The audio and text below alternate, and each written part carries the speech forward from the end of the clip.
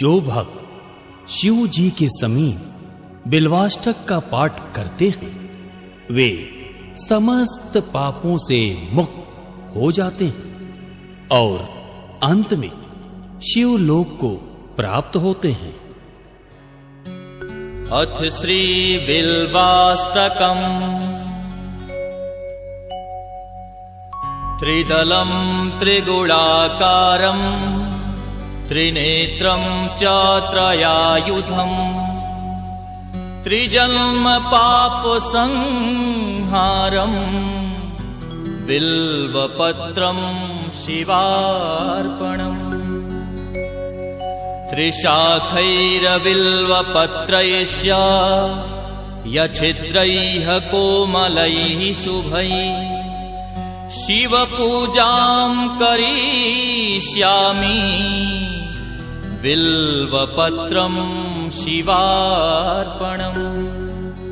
अखण्डबिल्वपत्रेण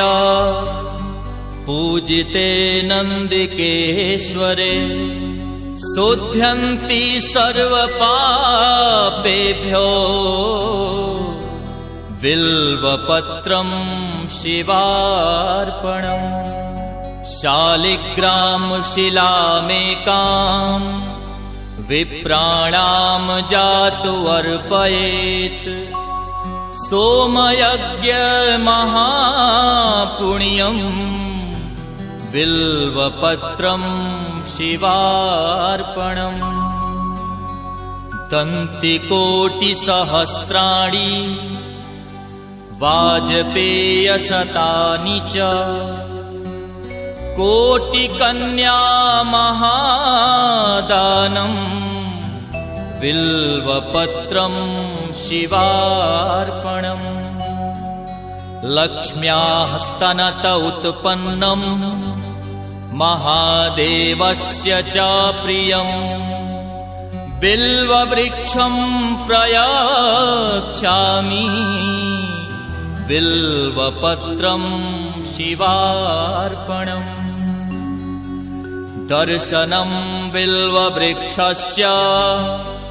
स्पर्शनं पापनाशनम् अघोरपापसंहारम्